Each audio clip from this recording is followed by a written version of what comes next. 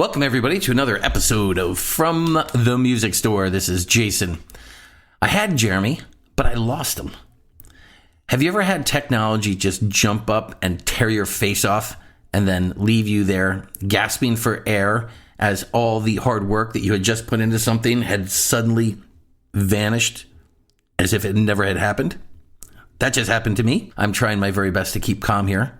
But we use sometimes some software that does remote recording. Allows us, it's kind of like Zoom on steroids. It allows us to interview different people from all over the world. Then we can edit that, and that's how we get our interviews with you guys, because it's not like we fly people into our studio all the time. We have a handful of on-site interviews that we've done in the past, and they're really, really fun, and it's a great vibe. But most of the time, we have to do them remotely. So we just did our show. I put Jeremy in as a producer, and I guess it decided that it wasn't going to record him. But I remember everything he said, so I could talk out of both sides. And I really just want to bang my head against the table. I did have a lot of stuff printed out that I wanted to talk about, but we actually got sidetracked talking about the closing of a big box music retailer called Sam Ash. Sam Ash, New York's largest music chain, now serves the nation. 800-645-3518 is the only number you need for the largest selection of name-brand musical instruments and sound equipment. Sam Ash's huge stock and rock-bottom prices with savings up to 50% off list can be yours because Sam Ash now serves the nation. Now, the company had been around like 100 years. Started in New York City. I think it's 3 or 4 generations of family members ran it. And when I first interacted with them, there was 48th Street in New York City, in Manhattan, just off of Times Square, was a block of nothing but music stores. Now, this is pre-internet era. So there was just a music store, one after the other, for this whole block. And you would just get, as a young musician, you would just get lost in there, going from one store to the next and just looking and touching and playing and smelling all the instruments and guitars, bass, drums, cymbals, everything they had there. It was a really cool experience. I had wondered, how do these guys all stay in business? They're literally right next to each other. I thought with competition, you were supposed to own your territory. But it was pre-internet era. And there, even back then, there were still so many choices between manufacturers and then colors and styles. And, you got to bear in mind, just the kind of music stuff that was there was, unbelievable. Keyboards, drums, basses, guitars. We used sheet music back then, a lot of it, even though that's also gone onto the internet. And you could just get lost in there. And you usually kind of became a frequent shopper at one of those places. And then you would get your guy, as Jeremy likes to say, you have your guy. And whenever you needed advice or you wanted something, an instrument or an upgrade or a change to something, that person was sort of your trusted advisor. And you would work with them to get you what you wanted. So that's how I got a lot of my first instruments. To this day, I really, outside of small items and electronic items, I don't like to buy those things from the internet. I like to buy them from small stores like ours. And one thing that we had just been speaking about was why local music stores or music stores can exist, or how do they exist in the world of the internet. Now, Sam Ash, which is closing out 44 stores now, had been around for 100 years. For whatever reason, you might say mismanagement, change of the times, changing landscapes, differences that came about in the industry. They fell on hard times. And it's, Jeremy and I were saying, look, we don't want to see anybody go out of business, and we don't want to see any companies, especially with that amount of history, lose out on anything. But things being what they are, that's what happened. So much of our world has shifted to online purchasing. But there are certain things that we were discussing that don't lend themselves to that. There are certain things that I personally would never buy on the just sight unseen on the internet, even though you could. Let's start with the obvious one, house, right? You're not gonna buy a house without seeing it, unless maybe you're moving to a different country or your company is relocating you, or you're an investor. Maybe, okay, there's certain situations, but if you're gonna actually live there and raise your family there, there's a lot about that house you want to see firsthand. And then as we go down the list, cars. I know you can buy a car online. You can buy a car at Carvana and all these other places. I won't. The smell of a car, the feel of a car is so important to me that it's just not something I would do. Now, I suppose if they would bring it to my house, let me drive it, and then say, no, I don't want it, no problems, maybe that would change things. But other than that, especially a new car, right? I have kids, so I'm like paranoid, so I have to buy a new car whenever it's time to change, just because I need it to be reliable. But I wouldn't buy it on the internet. And I think instruments are a big part of that. So, there are, even though a guitar, let's take an acoustic guitar, for instance, it's made out of wood. We call them like tone woods, and there's different woods that you can use, and they affect the price and the sound, but it's an acoustic instrument. The instrument resonates for amplification and just to give you that sound so you can hear the instrument. And different woods and different tones and different thicknesses and all that affect, even the finish of it can affect how that wood vibrates and how it emanates the sound. So you can't really make, you definitely cannot make two identical acoustic guitars, two violins, just because it's an organic growing material and it's different. Actually, I was just having a good laugh about tile in my bathroom. We had some bathroom tile that needed to be replaced, and it was and it was stone. It was almost impossible to find it because, when they quarry stone and marble and these other things, they take a chunk of a mountain and they slice the stuff out of it, and there'll be variations slightly between, one slice and another, but eventually you get to a point where the variations are different enough that if you take a piece and match it up with one of the earlier pieces, like it sticks out. You can tell it's not the same. In the natural world, there is variations in the things that we use to build instruments. I do have a carbon fiber guitar, so maybe if you played a plastic guitar, you could be like, okay, they're going to make it and it's never going to be different. But for acoustic guitars, hey, look, it's going to be different. You have to play it. So, and we don't ever really talk about actually what we do. We have a small music store in Ocean County, New Jersey, and we talk about other music stuff, but we never talk about really who we are and what we do. But now that I look at the context of this big hit, music store chain family, really a family dynasty, is closing, makes me just want to throw my hat in and just say my piece for a minute. I don't think that the mom and pop stores are going anywhere. Some of them are, a lot of them can be, but we can do things that the internet can't.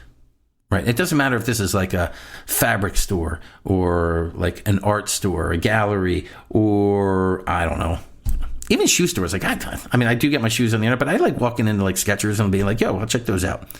But so what we can do is give you experience and the ability to try something that is variable, right? So something that's variable, you want to be able to actually try it and find one that aligns with what your tastes are. So we can do that. Okay. Now, the internet people will say, well, they've got tons of inventory and stock, and you guys can't keep up with that. And that's totally true. We can't. And I don't think that there's much value in our music store, any other store, spend a lot of money on inventory that maybe gets sold once or twice a year, right? So if it's a screw, a nut, a bolt, a cable, even one could argue, a string, you could buy that on the internet. But instruments are different. We have had cases where customers have brought in instruments and things that they bought on the internet. We try them and we're like, no, this thing's messed up, man. It's defective. You have to send it back. Now, had they, not to put so much on us, but if they bought it through us, even if we didn't have it in store and we ordered it, I wouldn't even call a customer in and put it in their hands unless we had actually tested it and played it and make sure it was okay. Because at that point, our name is on it as much as whoever the manufacturer is. So there's that value. There's the experience. There's getting to know the customers. There are things that local businesses can do that the internet can't, or they're so big that there's a call center and maybe you're not getting the same guy all the time or whatever. Now, there are certain businesses that sell music stuff online that people say, no, I have my guy and he hooks me up. That's cool too. But again, getting back to, we do experiences. So we do services, we do repairs, we get to know the customer, we get to help guide them. And of course, sense of community, right? That's the other big one that people don't talk about. It's there's a huge sense of community there. Wait, of course, the 800-pound gorilla in the room, pricing, right? Everybody, and rightly so, they think, okay, you can't compete, whatever your business is, you can't compete with the internet. I'm going to speak within the context of the music store, so just bear with me on that one. When you see, if you were to look online for a guitar or a keyboard or a bass or whatever, you're going to notice that the main brands, reputable brands and common and frequent models and everything, they're all going to be exactly the same price. In many cases, you're going to see the same exact manufacturer's photo and you're going to say, hey, okay, great. Everybody's the same price. And then you're going to pick it from whatever retailer or e-tailer that you have an affinity for. And the reason they're all the same price is because people like us and the internet sites, we agree with the manufacturer when they agree to sell us stuff that we won't advertise it for more than a certain price. And that's why they're all the same. And it's called minimum advertised price, MAP. So in the industry, we say, okay, what's the MAP on that? Which means like, okay, what is kind of the lowest you can publicly tell somebody you're going to buy something for? Above that, there is list price, which is like the old MSRP kind of like suggests. Nobody ever pays list price for anything because it's so high up. It's crazy. So that minimum price that everybody agrees to with the manufacturer is what you see when you buy stuff online. Now, just because you see it online at that price doesn't mean you have to buy it at that price. Once you interact with and talk with a salesperson or whatever, they can sell it to you for whatever price you guys agree on. So frequently, like in our store, for instance, like there are things that are there that are marked on the little price sticky on the item, actually cheaper than the internet. And the reason we do that is because what most people do is they come in and they obviously pull out their phone and they price shop, right? We all do that. Like if you see something like, oh, hey, let me get online and see what that is. And way back when in the day, like I was convinced that some stores were like trying to block cell phone service so people didn't do that. But I don't know if that's still the case.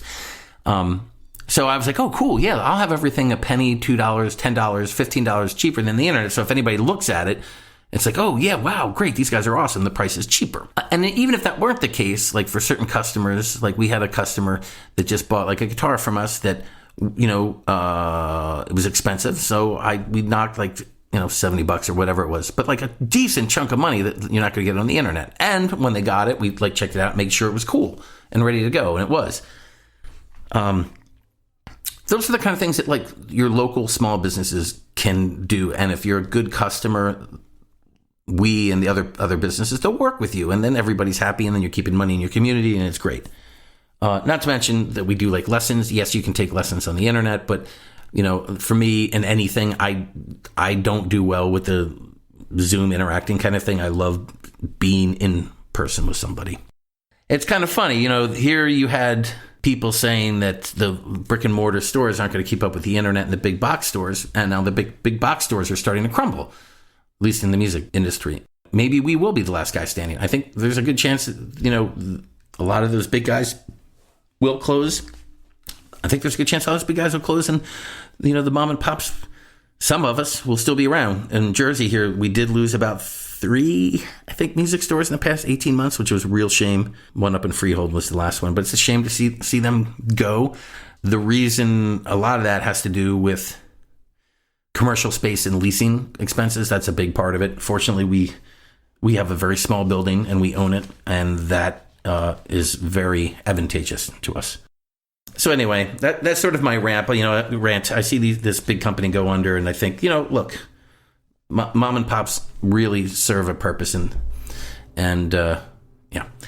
So what I originally wanted to talk about was I had came across an article about Charles Darwin thinking about and pondering on why mankind has the ability to produce and enjoy melodies and music and songs or anything like, and it's such an obvious part of our world and our day-to-day life that I never even thought about it. Now, just think about this for a second. We can make music and we can sing songs and stuff, but why? Like, why did we need to do that if you look at evolution from a Darwinian standpoint where we evolved and came out of caves and went from, you know, little muskrats to what we are today? Like, what was the evolutionary advantage to doing that? And Darwin wanted to know about it. And was it like, hey, to like get chicks, you know, to arouse, you know, passion and courtship or rivalry, or, I mean, it is used in religious context. That was probably one of the earliest uses of it. And now Jeremy brought up a point, which was a valid point, that within Christianity, he would say that, well, it was a gift, a God-given gift. And I was like, okay, right. And he made the point that Darwin, I guess, was the son of a preacher and sort of like almost ran away as far as he could, like most teenagers do from what their parents do, and went all in on science, which is cool. But let's even if you were to take it as like, why is it if it was just a gift from God, right? Well, why? Like, okay, cool. Like, I like gifts of all kinds. Like, why did we get that as opposed to like the ability to fly? Like, it'd be pretty cool to have, like, you know, ever those dreams where like you can jump super high and you almost fly, and it's like you can do crazy stuff like that. And it's really interesting. I never thought, like, okay, why do we have this ability to make music? So there's a group of researchers that had gotten together, 75 different researchers. And they got together and they played their own like historical cultural music. They made recordings of it. And they did it in 55 different languages, including Arabic, Balinese. Actually, it's really cool. When I was in college, we did a thing called a gamelan, which is like these tuned gongs that originated in Bali. And it's really cool. It's getting very trance-like. You play these melodies on these gongs and you get to trip out. Basque, which is another language that is associated with the region of Spain, Cherokee, Maori, Ukrainian, Yoruba, and all these different languages. And they were like crunching the numbers, trying to figure out what is universal about our ability to make songs and music. And I'll play a bunch of those underneath this so we can kind of have some reference to like maybe how different those music pieces were. You know, the world is sort of unfortunately flattening out in culture and music and style and fashion and all that. And, you know, you probably go anywhere in the world and listen to Taylor Swift for... Ugh. Traditionally, you know, like there was some very rich and differential parts of like societies and their music and their culture, which I love. I totally love traditional cultural music from places. So anyway, they did all this. They put a database together, and they're just trying to figure out, like, man, like this stuff, the deep cultural stuff goes back generations and generations and goes into the prehistory area where it all came from. So, but how did that come to be as part of an evolutionary process? And I'm not sure that they really, you know, they were able to get a definitive answer out of that. They looked at lyrics. They looked at melody, pitch, tempo. Yeah, it's like, I'm not sure what they got out of it. They did admit that because these people were all academics and maybe not like professional musicians within that culture, that had an effect on it. But I'm not really sure that was it, because a lot of smart people are also good musicians too. It's a thing that goes hand in hand. So I put this paper away. So it makes you think, well, you know, never thought about it. Why are we able to even do this as opposed to, I don't know, have telepathy or breathe underwater or fly or, in my case, touch my toes. You know, it's all these like abilities, you know, we don't have. And then it got me thinking it must have a group purpose. There must be, whether it's scientifically given, God-given or whatever, there must be a purpose for that ability or gift. And there's some other researchers that are doing things with music and like those MRI machines that like tube where you stick a person and you make them do something and you look inside their brain. And that's called collective neuroscience. And there is some evidence showing that, and not to go back and quote something from like an old hippie, but like people listening to music together or doing creative activities together get literally on the same wavelength. And it's actually real. They were studying the activity in these people's brains, and their brains actually start to synchronize, which is pretty trippy, right? And that's also been proven with like rhythm. So if you play a particular groove or rhythm for 20 minutes, your brain will start to align with the tempo of that music. But now here they're saying too, when we all get together and we listen to music together, we literally like sync ourselves up, which is great. And Jeremy and I were speaking about things that AI music can do and what it can't do. One of our episodes, we had a good laugh about Jeremy did the song about cats. He had a cat song that AI wrote the lyrics for him. And I had one where like an AI thing literally did all the music about like an old Casio keyboard, and it sounded like a direct Duran Duran ripoff, which I think it really did rip it off, but that's a whole different thing. But the idea being that one thing that the technology can't do, and I don't make a bad parallel to like the mom and pop local music store too, is it's like, okay, it's an experience, right? We get together collectively. You do, you either perform together or you listen to a performance, and you're literally getting your brains on the same wavelength. Now, the part that gets really cool to think about is, okay, so if me and you guys are at a concert, and we're listening to a band play or an orchestra, and we're all getting on the same wavelength, it would stand to reason then that we are getting on the same wavelength as the performers, right? let's say the first chair violinist is like, if they're playing, then this is saying that we're like in sync with them. So it's kind of like you are literally part of the performance, if you think about it that way. We were talking about this, and I swear to Jeremy, like, I didn't like smoke any weed. I didn't get high. I didn't like drink anything before we started thinking about this. I'm old enough now where I can like just have like cool pondering thoughts and questions without having to be weird about it. But like, that's awesome. And that gives me hope in the future for why we would have still live music and performances and live musicians. That's something that can't be replaced by a computer, which is really cool. Getting to the live performance thing, you know, one of the places that I had experienced that pretty strongly was like in Grateful Dead concerts. You know, there's definitely experience, and some people say cult-like, religious-like, or whatever, of going to like Grateful Dead show. But, you know, you could sub that out with any popular band, Bruce Springsteen concert or something, a Rolling Stones concert, New York Philharmonic, whatever. But speaking of the Grateful Dead, so the funny thing about that is like that band's ability to do that kind of have that kind of performance and affect people in that sort of way, I think had a lot to do with keep endearing them to people to this very day, like kids that maybe weren't even born when Jerry Garcia died, right? So here we have Dave's Pick, Volume 50, is now number 2 on the top album sales charts. This is a band that's has a recording that was done in 1977, and they're on the top sales chart only behind, I'll give you one guess who they're behind. Yes, that's right. She Who Shall Not Be Named. Double set live. Grateful Dead from New York City at the Palladium, May 3rd and May 4th, 1977. Limited edition, only 25,000 copies. Selling on the Grateful Dead site for $29.98. Now, I'm not telling you to go do that. I'm just giving you a fact.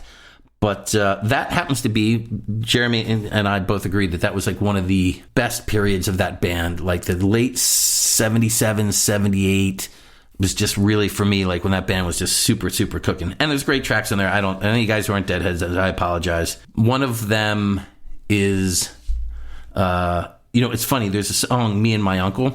It was, I just like love when I do a little bit of research. So I looked, I was like, yeah, that song's on this. I was always like, okay, it's an okay tune. I had remembered that I had heard a recording of John Phillips from the Mamas and the Papas doing that. And he actually did a pretty good version of it, despite the fact that later on in life, he obviously got caught up in some really not good stuff. I'll just leave that out for right now. But Me and My Uncle. It was originally written by John Phillips, the Mamas and Papas, but he didn't know at the time that he had written. Apparently, the story goes back that in 1964, he was really partying pretty hard and crazy, allegedly on tequila, with Judy Collins, of all people. I don't know how in God's name that ever happened. Stephen Stills, That One I Buy, Neil Young, and some others. Now, this is obviously probably out in California, judging from that. And he picked up a guitar, and he just stream of consciousness wrote that song. Just came out. Somebody had recorded or tape or whatever, and Judy Collins comes out and does it on a live album, an album called Town Hall. Now, John Phillips starts getting royalty checks for that song in the mail. Like, okay, here's your money for writing that song that's on this Judy Collins record. And he's like, hey, yo, Judy, what's up? Like, this is a mistake. I don't know why you're sending me this money. And they're like, and then she's like busting up laughing. She's like, no, dude, you did write it. It was just that you were so hammered at the time, you didn't even remember it, which is just crazy. And then he did a version of it too, but the Grateful Dead, it's this very stapled song in all their shows. But I just thought that was funny, a case where somebody just sort of wrote something and didn't remember it. Actually, I have a whole book on, I think it's called Songwriters on Songwriting, and it's just different little clips and articles on interviews with different writers on like, hey, what's your how do you write, and what's your theories and processes and all that. And a lot of people are just like, I heard it referred to as the God radio once, or maybe I even came up with that. It's like you click in, you tune in, and the song just comes, and it just sort of comes through you and comes into existence. I guess maybe that was the case with John Phillips in that song. Anywho, this is the second time I did this show. I'm really so sorry that Jeremy is not there. We literally just did it, and he had a lot of really insightful things to say. So next time I'm going to have to make sure that we have our tech issues resolved, or we just got to go back to doing them in person. He's been playing a lot, which is super cool for him. We are getting into like summer where like a lot of live shows around our area. And everybody who's listening to WBNJ knows where you can go to see live music. Waterview Cafe for jazz and Broadway and other places for cover songs and different bands and party bands and all that kind of stuff, which is cool. So we're all getting busy there. But I'm going to have him back on in person next week. In any event, if you want to hear any shows that actually include Jeremy, you could go to our website or anywhere you get your podcast, Spotify, Pandora, Apple, our website, FromTheMusicStore.com, and of course, every Sunday at WBNJ. And just as much as you should support your local businesses, you should support your local radio also, because there are things that we talk about here that directly affect our community. WBNJ is just an awesome part of that. So we're super, super psyched to be on WBNJ Sunday nights at 6 p.m.